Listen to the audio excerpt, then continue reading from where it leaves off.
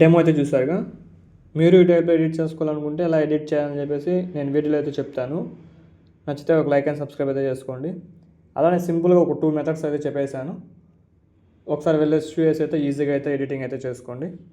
ఇప్పుడు వీడియోలోకి అయితే వెళ్దాం. డిస్క్రిప్షన్లో నేనైతే ఒక 2 ప్రీసెట్స్ అయితే ఇస్తాను. ఫస్ట్ ప్రీసెట్ అయితే మీకైతే ఈ విధంగా అయితే ఫుల్గా ఉంటుంది. ఇంకా చూడండి, ఈ విధంగా ఫుల్గా అయితే ఉంటుంది. మీకు ఈ విధంగా ఫుల్గా లేదు అంటే మాకు ప్రీమియర్ లేదు అని చెప్పి ఇంపోర్ట్ కాకపోతే ఏం చేస్తారంటే ఇంకో ప్రీసెట్ అయితే ఇస్తాను. దాంట్లో ఓన్లీ లిరిక్స్ మాత్రమే ఉంటుంది. ఆ లిరిక్స్ మాత్రమే మీరైతే ఎలా చేసుకోవాలని చెప్తా చూడండి. ఫస్ట్ నేను 2 ప్రాసెస్ అయితే చేశాను ఈ ఫోటో అనేది. ఇక్కడ చూడండి, నేనైతే ఇక్కడ ఫస్ట్ ఫోటో చూపిస్తాను చూడండి. ఇక్కడ మనకు టెక్స్ట్ అనేది బ్యాక్ సైడ్ వెళ్ళింది. ఈ బ్యాక్ సైడ్ ఎలా వెళ్ళాలి, ఇది టెక్స్ట్ అనేది బ్యాక్ సైడ్ వెళ్ళింది. ఈ విధంగా టెక్స్ట్ అనేది బ్యాక్ సైడ్ ఎలా వెళ్ళాలి అని చెప్తాను. దాని తర్వాత నార్మల్ టెక్స్ట్ ఈ విధంగా ఫొటోస్ ఎలా రావాలో చెప్తా చూడండి. ఇదైతే టోటల్ వదిలేస్తున్నాను, అంటే నేను మీకు దీంట్లో చూపించకుండా వేరే దాంట్లో అయితే మీకైతే సపోజ్ చేసి చూపిస్తా చూడండి. ఫస్ట్ మీరు ఏం చేస్తారంటే ప్లస్ ఐకాన్ మీద క్లిక్ చేసుకొని అయితే ఒక రేషియో అయితే తీసుకొని దాని తర్వాత ఏం చేస్తారంటే మళ్ళీ ప్లస్ ఐకాన్ మీద క్లిక్ చేసుకొని మీడియాలోకి వెళ్ళేసి కొన్ని ఫొటోస్ అయితే యాడ్ చేసుకుందాం. ఫస్ట్ నేను ఏం చేస్తానంటే టెక్స్ట్ బ్యాక్ సైడ్ కాకుండా నార్మల్ టెక్స్ట్ వచ్చేటట్టుగా చేసేదైతే చూపిస్తా చూడండి. జస్ట్ నార్మల్గా కావాలంటే ఈ విధంగా ఫోటో యాడ్ చేసుకోండి, మళ్ళీ ప్లస్ ఐకాన్, మళ్ళీ ఇక్కడ నుంచి మళ్ళీ ప్లస్ ఐకాన్ మీద చేసుకొని నెక్స్ట్ ఇంకొకటి. ఇప్పుడు బ్యాక్ సైడ్ వచ్చేలాగా, బ్యాక్ సైడ్కి నార్మల్. ఇప్పుడు ఫస్ట్ చేసే నార్మల్ అది. ఇప్పుడు బ్యాక్ సైడ్ వచ్చేది ఎలా చేయాలంటే ఇక్కడ చూడండి, బ్యాక్గ్రౌండ్ అయితే నేనైతే రిమూవ్ చేసి పెట్టుకున్నాను. ఈ విధంగా అయితే ఒక బ్యాక్గ్రౌండ్ రిమూవర్, అంటే ఆ ఫోటోకి ఉండే బ్యాక్గ్రౌండే రిమూవ్ చేసేయండి. ఫోటో మాత్రం రిమూవ్ చేసేయండి, బ్యాక్గ్రౌండ్ మాత్రం ఉంచండి. ఒకటి బ్యాక్గ్రౌండ్ రిమూవ్ చేయండి, ఇంకోటి అయితే ఫోటో రిమూవ్ చేసేయండి. ఇక్కడ చూడండి, నేను ఫస్ట్ అయితే ఫోటో రిమూవ్ చేసింది అయితే తీసుకున్నాను. ఇప్పుడు నేను ఏం చేస్తానంటే బ్యాక్గ్రౌండ్ రిమూవ్, ఇప్పుడు ఫోటో పెట్టి మాత్రం పెడతాను. బ్యాక్గ్రౌండ్ రిమూవ్ చేసి ఫోటో ఉండేదైతే ఈ ఫోటో అయితే తీసుకుందాం.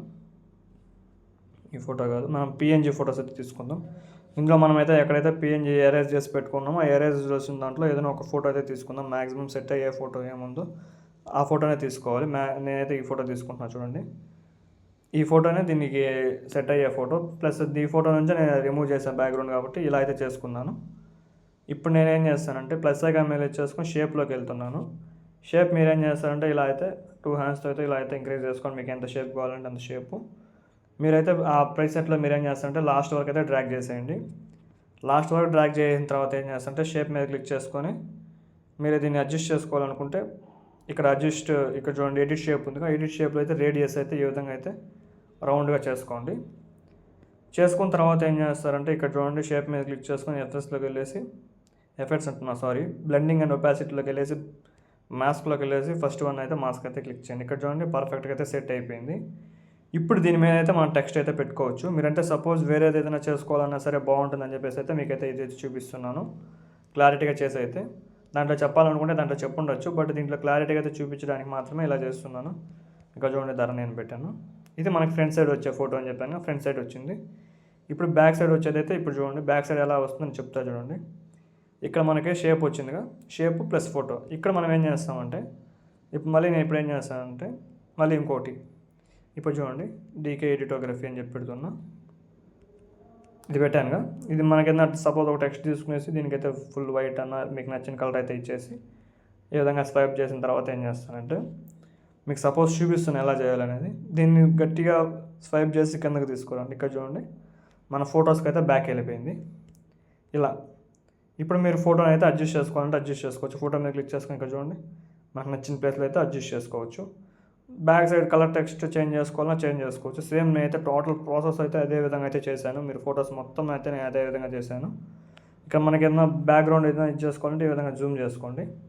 ఇప్పుడు చూడండి ఇది ఫ్రంట్ సైడ్ వచ్చే ఫోటోకి, ఇది బ్యాక్ సైడ్ వచ్చే ఫోటోకి. ఇప్పుడు నేను ఇందులో చూపించిన దాంట్లో మీరు ఏం చేస్తారంటే సేమ్ అదే విధంగా అయితే ఫ్రంట్ సైడ్ బ్యాక్ సైడ్ రావాలనుకుంటే మీరేం చేస్తారంటే టెక్స్ట్ కింద పెట్టుకోవాలి. నేను టోటల్ మొత్తం ఫొటోస్ కంటిన్యూగా యాడ్ చేసుకునేయండి. ఫస్ట్ మీరు ఏం చేస్తారంటే ఫొటోస్ కంటిన్యూగా ఫస్ట్ నుంచి అయితే లాస్ట్ వరకు అయితే ఫొటోస్ యాడ్ చేసుకునేసి జస్ట్ ఒక షేప్ ఇచ్చేసి మీరు దాన్ని రేడియస్లో పెట్టేసి చేసేసరికి సరిపోతుంది. ఇక్కడ చూడండి నేను జస్ట్ మొత్తానికి ఒకే షేప్ ఇచ్చాను. షేప్ ఇచ్చిన తర్వాత ఏం చేశాను, బ్లెండింగ్ అండ్ ఒపాసిటీలోకి వెళ్ళేసి మాస్క్లోకి వెళ్ళేసి మళ్ళీ మాస్కే చేశాను. ఈ విధంగా జస్ట్ ఇలా చేసుకొని మీరేం చేస్తారంటే ఇందులో మీకు నచ్చిన టెక్స్ట్ అనేది మీరైతే చేంజ్ చేసుకోవచ్చు. ఇక్కడ చూడండి పైన పెట్టుకోవచ్చు, కింద పెట్టుకోవచ్చు.